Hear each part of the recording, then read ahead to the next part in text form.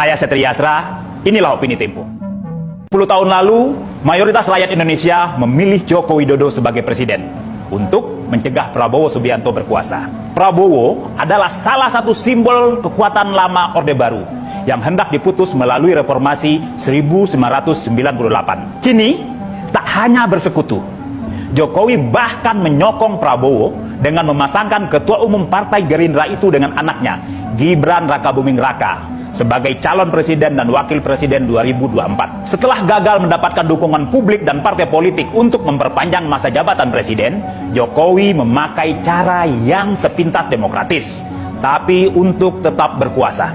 Di banyak negara, politik dinasti memang tak dilarang, tapi ia terbukti merusak demokrasi karena menodai fairness dalam sistem pemilihan. Sebagai penguasa, Jokowi bisa memobilisasi aparatur dan alat negara serta sumber dana untuk memenangkan calon presiden yang ia dukung. Penggantian Menteri Komunikasi dan Informatika, Menteri Pertanian, serta Kepala Staf Tentara Nasional Indonesia Angkatan Darat oleh orang-orang yang dikenal punya sejarah kedekatan dengan Jokowi mudah ditafsirkan sebagai bagian dari upaya pemenangan pemilu 2024 ketimbang perbaikan teknokratik di ketiga lembaga. Dalam pemilihan kepala daerah serentak 2020, mobilisasi alat kekuasaan oleh patron calon kepala daerah efektif menjaring suara pemilih. Dari 804 calon, sebanyak 16,8% memiliki hubungan dengan dinasti politik dan 42,96% memenangi pemilihan. Seperti disebut Herbert Simon dalam Administrative Behavior. Dalam sistem pemilihan yang demokratis, suara pemilih cenderung mengikuti suara elit yang punya sumber daya menguasai informasi. Studi Hailul Khairi dari Institut Pemerintahan Dalam Negeri pada 2022 menyebutkan pemilih umumnya mencoblos kepala daerah yang populer meski mereka tak kompeten dan bagian dari dinasti politik. Keleluasaan Jokowi mengacak-ngacak cita-cita reformasi 1998 terjadi akibat partai-partai hanya memikirkan perut sendiri. Alih-alih memimpin oposisi, Prabowo Subianto menerima pinangan Jokowi menjadi Menteri Pertahanan setelah kalah dalam pemilu 2014 dan 2019.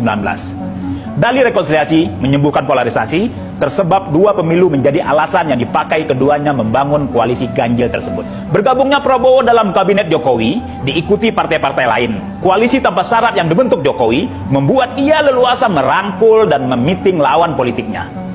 Partai-partai yang haus kekuasaan kemudian berlomba melayani keinginan Jokowi memereteli dan melumpuhkan lembaga-lembaga pengontrol kekuasaan. Partai politik di Dewan Perwakilan Rakyat setuju ketika Jokowi mengebiri Komisi Pemberantasan Korupsi. Partai-partai membiarkan Mahkamah Konstitusi dikuasai Jokowi melalui pernikahan adiknya dengan Ketua MK, Anwar Usman. Jokowi bahkan terang-terangan memakai lembaga hukum menggebuk lawan politik yang tak sejalan dan mencegah sekutu itu membelot. Penelusuran majalah ini menemukan dukungan Golkar terhadap Gibran Rakabuming Raka terjadi karena Ketua Umum Golkar, Airlangga Hartarto, tersandera kasus korupsi minyak goreng dan dugaan penyalahgunaan subsidi dana sawit. Penyelidikan Kejaksaan Agung membuat Golkar sukarela menjadi kendaraan Gibran sebagai calon wakil presiden meski ia kader PDI Perjuangan. Ketika kekuasaan tak punya kontrol, presiden seperti Jokowi bisa sesuka hati membuat kebijakan betapapun membahayakan Indonesia. Proyek-proyek mercusuar yang membebani anggaran negara, pembangunan ibu kota Nusantara di Kalimantan Timur tanpa studi yang kuat, dan pengurukan sumber daya alam yang merusak lingkungan hanyalah output kekuasaan tanpa kontrol itu. Dengan kebijakan yang tak memenuhi tata kelola yang baik seperti itu, Jokowi membutuhkan presiden setelah 2024 yang melindunginya dari konsekuensi hukum. Menempatkan anak keturunannya sebagai calon wakil presiden adalah wujud paranoia dan ketidakpercayaan diri Jokowi.